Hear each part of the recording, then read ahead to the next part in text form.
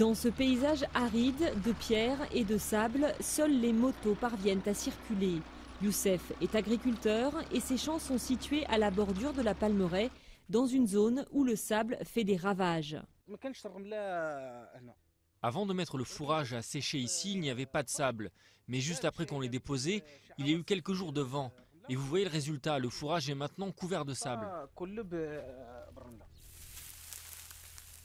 Le changement climatique aggrave la désertification et l'ensablement est l'un de ses symptômes. Dans cette région au sud-est du Maroc, c'est un combat au quotidien. Avant que les gens ne s'installent ici pour faire de l'agriculture, il y avait des dunes de sable. Le fait de cultiver permet de diminuer l'ensablement.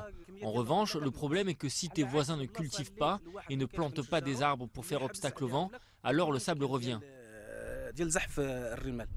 C'est là toute la complexité du phénomène. Lutter contre l'avancée du désert exige de travailler main dans la main avec l'ensemble de la communauté.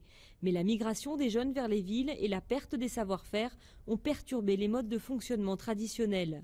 Ici, Youssef avait planté une vingtaine de palmiers, seuls 2 ont survécu.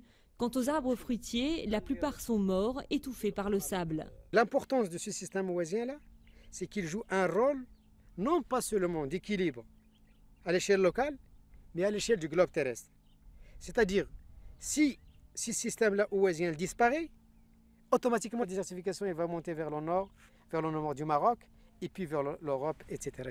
Youssef ne bénéficie d'aucune aide de l'État pour cultiver dans ce milieu hostile. C'est avec leurs faibles moyens que jour après jour, lui et sa famille tentent vaille que vaille de repousser l'avancée du désert.